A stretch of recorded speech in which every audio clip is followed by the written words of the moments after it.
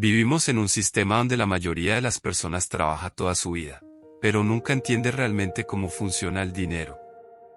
Nos enseñaron a buscar empleo. Nos enseñaron a estudiar para conseguir un salario. Pero nunca nos enseñaron cómo funciona el sistema financiero. Y cuando no entiendes el sistema, terminas trabajando para él, en lugar de hacerlo trabajar para ti. Déjame preguntarte algo. Porque hay personas que ganan poco, pero logran estabilidad financiera, y otras que ganan mucho y siempre están endeudadas. La diferencia no está en el ingreso. Está en la educación financiera. Primero, debes entender el flujo del dinero. El dinero entra por ingresos y sale por gastos. Pero hay un tercer elemento que casi nadie analiza: la dirección del dinero. ¿Tu dinero va hacia consumo o hacia inversión? La mayoría trabaja, recibe dinero y lo envía directamente al consumo. Renta, cuotas, suscripciones, créditos, compras impulsivas. El sistema está diseñado para eso. Los bancos ganan cuando tú gastas. Las tarjetas ganan cuando tú financias. Las marcas ganan cuando tú deseas. El problema no es gastar. El problema es no tener un plan. Ahora hablemos de cómo funcionan los bancos. Cuando tú depositas dinero, el banco no lo guarda intacto. Lo presta. Y cobra intereses por ese préstamo. Es decir, tu dinero genera ganancias, pero para el banco. Aquí es donde entra la mentalidad inversionista: aprender a poner tu dinero en activos que generen flujo para ti. Uno de los conceptos más importantes en educación financiera es la diferencia entre activos y pasivos, popularizada por Robert Kiyosaki en el libro Padre Rico, Padre Pobre. Un activo pone dinero en tu bolsillo. Un pasivo saca dinero de tu bolsillo. Muchas personas creen que su casa y su carro son activos automáticamente. Y emocionalmente pueden sentirse como activos. Pero financieramente debemos analizarlos con una pregunta simple. ¿Ponen dinero en tu bolsillo, o lo sacan? ¿Un activo genera flujo positivo o aumenta tu patrimonio de forma productiva? Un pasivo genera gastos constantes. Ahora pensemos en una casa donde tú vives. Si esa casa no genera ingresos, pero sí genera pago de crédito hipotecario, impuestos, mantenimiento, servicios, administración. Desde el punto de vista del flujo mensual, esa propiedad está sacando dinero de tu bolsillo. Eso la convierte financieramente en un pasivo operativo. Eso no significa que sea una mala decisión comprar vivienda. Significa que debes entender su impacto real. Ahora veamos el carro. Un carro normalmente se deprecia con el tiempo. Genera gasto en gasolina, seguro, mantenimiento, impuestos. Y si es financiado, intereses. Si no produce ingresos, es un pasivo que pierde valor. Ahora, cuando sí pueden convertirse en activos. Una casa puede ser activo si se alquila y genera renta positiva. Se compra con descuento y se vende con ganancia. Se utiliza como espacio productivo. Un carro puede ser activo si se usa para generar ingresos. Transporte de trabajo productivo. Plataformas de servicio. Negocio logístico. La clave no es el objeto. La clave es el flujo. El mismo bien puede ser activo o pasivo dependiendo de cómo lo uses. Aquí es donde muchas personas cometen el error de construir primero su estilo de vida antes de construir flujo de ingresos. Compran la casa más grande que pueden pagar. Compran el carro más costoso que el banco les aprueba. Pero el banco aprueba basado en tu ingreso actual, no en tu estabilidad futura. Y cuando el ingreso baja o surge un imprevisto, la carga financiera se vuelve pesada. Las personas financieramente inteligentes suelen hacer algo diferente. Primero construyen activos que generen flujo. Luego adquieren bienes personales con ese flujo. Es muy distinto pagar tu carro con salario, que pagarlo con ingresos generados por activos. Es muy distinto pagar tu vivienda con tu tiempo, que pagarla con ingresos de inversiones. No se trata de satanizar tener casa o carro. Se trata de orden financiero. Primero estabilidad. Luego expansión. Primero flujo. Luego lujo. Cuando entiendes esta diferencia, comienzas a tomar decisiones con estrategia y no con emoción. Porque la riqueza real no se construye comprando cosas que aparentan estabilidad. Se construye creando sistemas que generen dinero constante. Y luego, con ese sistema funcionando, puedes comprar lo que quieras sin comprometer tu libertad financiera. Esto no significa que no debas tenerlos. Significa que debes entender su impacto real. Ahora hablemos de la trampa del estilo de vida. Cuando una persona gana más dinero, normalmente sube su nivel de gasto. Mejor celular. Mejor carro. Más restaurantes. Más cuotas. Eso se llama inflación del estilo de vida. El problema no es mejorar tu calidad de vida. El problema es hacerlo sin construir activos primero. Las personas financieramente inteligentes hacen lo contrario. Primero construyen activos. Cuando decimos que las personas financieramente inteligentes construyen activos primero, no estamos hablando de algo abstracto o imposible. Estamos hablando de estrategia. Un activo es cualquier cosa que pone dinero en tu bolsillo de manera constante o que aumenta tu patrimonio con el tiempo. Pero la pregunta real es: ¿cómo construye activos una persona común que no es millonaria? Primero, entendiendo que los activos no se compran por impulso. Se construyen por etapas.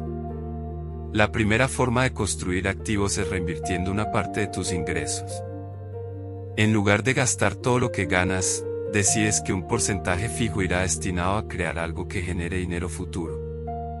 Por ejemplo, invertir mensualmente en fondos indexados, acciones sólidas o instrumentos de inversión a largo plazo. Aquí entra el principio que han aplicado inversionistas como Warren Buffett: invertir constantemente y mantener la inversión durante años. No se trata de adivinar el mercado.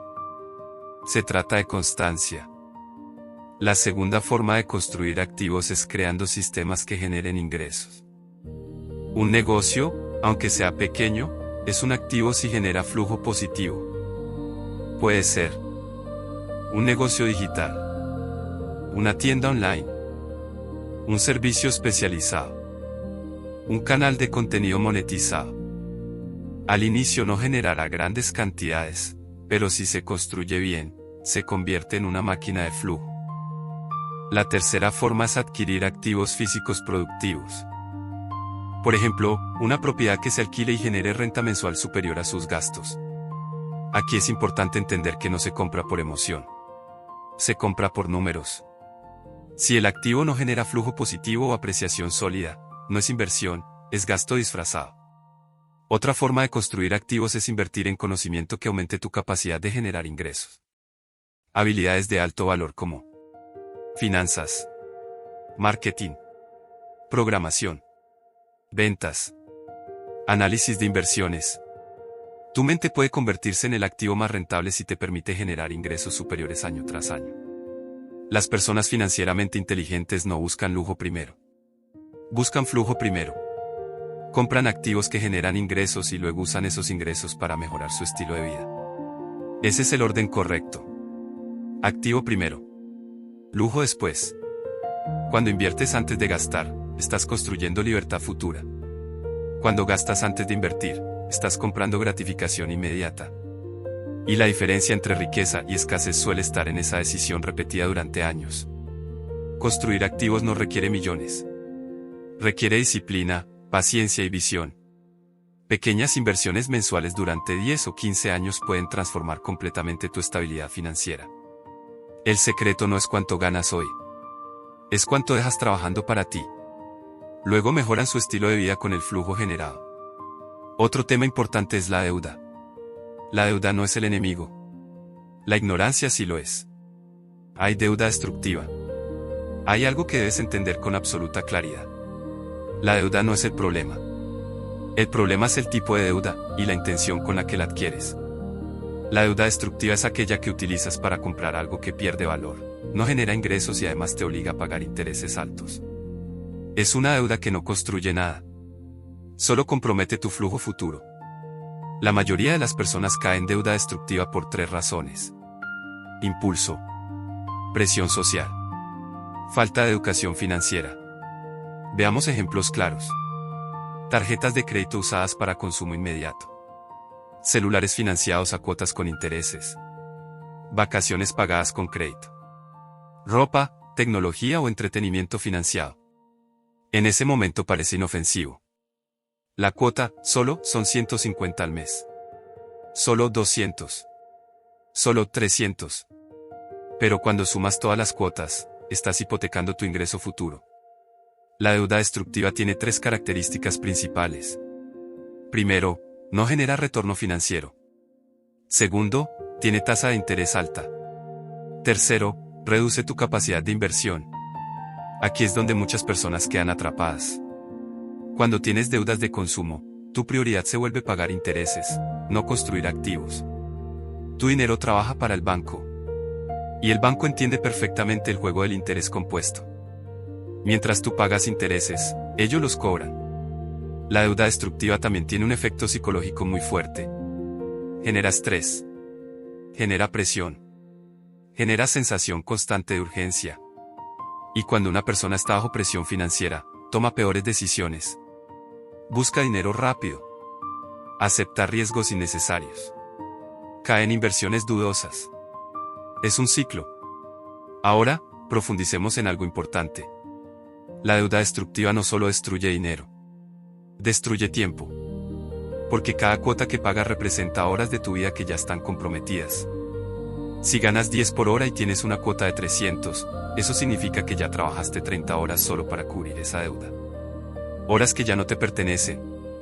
Otro problema grave es la normalización. La sociedad ha normalizado vivir endeudado. Es normal deber. Es normal pagar cuotas. Es normal financiar todo. Pero normal no significa inteligente. El crédito mal usado te da gratificación inmediata y presión prolongada. Compras hoy. Pagas durante años. Y cuando terminas de pagar, el objeto ya perdió valor.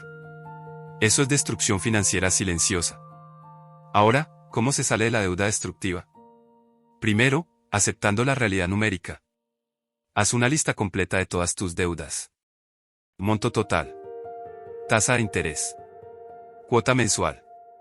Segundo, prioriza las de mayor interés. Tercero, evita adquirir nuevas deudas mientras limpias las actuales. Cuarto, cambia el hábito que te llevó ahí. Porque si pagas la deuda, pero no cambias el comportamiento, volverás al mismo punto. La deuda destructiva no comienza en el banco. Comienza en la mente. En la necesidad de aparentar. En la impaciencia. En el consumo emocional. Y aquí viene algo fuerte. Mientras estés pagando deuda de consumo con intereses altos, invertir agresivamente no es prioridad. Porque es como intentar llenar un tanque con un hueco abierto. Primero cierras la fuga. Luego construyes. La libertad financiera comienza eliminando cadenas invisibles. Y la deuda destructiva es una de las más pesadas. Cuando te liberas de ella, tu flujo cambia. Tu estrés baja. Tu capacidad de inversión aumenta. Y tu mente comienza a pensar en crecimiento, no en supervivencia. La diferencia entre alguien que avanza y alguien que se estanca muchas veces no es cuánto gana. Es cuánto debe. Eliminar deuda destructiva no es solo una decisión financiera. Es una decisión de libertad. Después de entender la deuda destructiva, ahora debemos hablar de algo que pocas personas comprenden, la deuda estratégica. La deuda estratégica es aquella que se utiliza para adquirir un activo que genera más dinero del que cuesta esa deuda. Es decir, la deuda no se paga con tu salario. Se paga con el flujo que produce el activo. Esa es la diferencia fundamental. La deuda estratégica tiene 3 características claras. Primero, genera retorno superior al interés que pagas. Segundo, está respaldada por un activo productivo. Tercero, tiene un plan claro de pago. Aquí no hay improvisación. Hay números. Veamos un ejemplo simple. Imagina que compras una propiedad con crédito hipotecario. La cuota mensual es de 800. Pero la propiedad se alquila en 1100. Después de gastos, quedan 200 o 250 de flujo positivo mensual. Eso significa que el activo paga la deuda y además deja ganancia. Esa es deuda estratégica. Otro ejemplo. Un empresario solicita un crédito para ampliar su negocio. Con ese capital compra maquinaria o inventario que aumenta sus ventas y genera utilidades superiores al interés del préstamo. La deuda se convierte en apalancamiento. El apalancamiento es utilizar dinero prestado para aumentar el potencial de retorno. Pero aquí es donde muchas personas se equivocan. Confunden apalancamiento con riesgo excesivo. La deuda estratégica requiere análisis. Requiere proyecciones. Requiere márgenes de seguridad. Porque si el activo no genera el flujo esperado, la deuda puede volverse destructiva. La línea entre estratégica y destructiva no es el banco. Es la gestión. La deuda estratégica también implica disciplina emocional. No se usa para impresionar. No se usa para consumir. Se usa para producir. Es una herramienta empresarial. Grandes inversionistas han utilizado deuda como herramienta de crecimiento. Por ejemplo, muchas empresas que cotizan en bolsa utilizan financiamiento para expandirse y aumentar su rentabilidad. Incluso inversionistas reconocidos como Warren Buffett han hablado sobre el uso inteligente del capital y el costo del dinero en decisiones estratégicas. Pero hay algo que debes entender con claridad. La deuda estratégica no es para principiantes sin control financiero. Si no tienes fondo de emergencia, flujo estable, control de gastos, disciplina, la deuda puede convertirse rápidamente en una carga. Primero estabilidad. Luego apalancamiento. Nunca al revés. Otro punto importante es el costo del dinero. Si la tasa de interés que pagas es del 8% anual, pero el activo tiene un retorno promedio del 15%, estás generando un margen positivo. Pero si el activo genera 6% y pagas 12% de interés, estás perdiendo. Deuda estratégica significa que el dinero trabaja para ti más fuerte de lo que tú trabajas para pagar. Ahora hablemos de mentalidad. Las personas financieramente avanzadas no temen a la deuda. Temen a la deuda mal gestionada. Entienden que el crédito puede acelerar el crecimiento, pero también puede acelerar la caída. Por eso analizan escenarios negativos. ¿Qué pasa si el activo deja de producir temporalmente?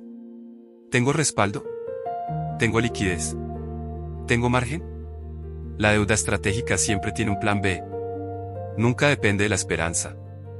Depende de números. Y aquí viene algo muy importante.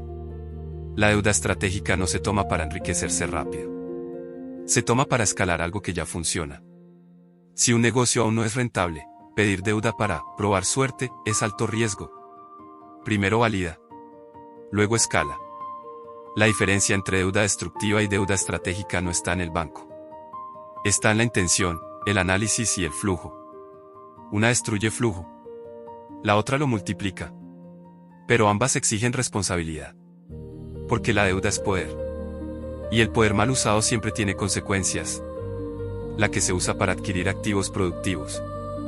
La diferencia está en si la deuda genera ingresos superiores al interés que pagas. Ahora entremos en el poder del interés compuesto. El interés compuesto es crecimiento exponencial. No lineal. Si inviertes constantemente durante 10, 15 o 20 años, el crecimiento se acelera en los últimos años. Warren Buffett es uno de los ejemplos más conocidos de disciplina a largo plazo. Su fortuna no creció de forma explosiva al inicio. Creció exponencialmente gracias al tiempo y la reinversión. El dinero ama la paciencia. Pero la paciencia requiere mentalidad. La psicología del dinero es probablemente más importante que las matemáticas. Muchas personas pierden dinero no por falta de inteligencia, sino por emociones. Miedo cuando el mercado cae. Codicia cuando el mercado sube. Impaciencia cuando los resultados tardan. La educación financiera también implica controlar impulsos. Ahora hablemos de ingresos múltiples. Depender de una sola fuente de ingresos es un riesgo. Puedes crear ingresos adicionales mediante negocios digitales, inversiones, activos productivos, servicios especializados. No se trata de trabajar más horas. Se trata de construir sistemas que trabajen contigo. Otro punto clave es el patrimonio. Riqueza no es lo que muestras. Es lo que posees menos lo que debes. Si ganas mucho, pero debes mucho, tu patrimonio es bajo. Construir patrimonio significa acumular activos netos positivos a lo largo del tiempo. La libertad financiera llega cuando tus activos generan suficiente flujo para cubrir tus gastos básicos. Eso no ocurre en meses. Ocurre en años. Pero cada año sin educación financiera retrasa el proceso. El plan práctico sería el siguiente. Primero, analiza tus números reales. Segundo, reduce gastos innecesarios sin afectar calidad de vida esencial. Tercero, crea fondo de emergencia. Cuarto, elimina deudas de alto interés. Quinto, comienza inversión constante. Sexto, diversifica con el tiempo. Séptimo, reinvierte ganancias. Y lo más importante, educación continua.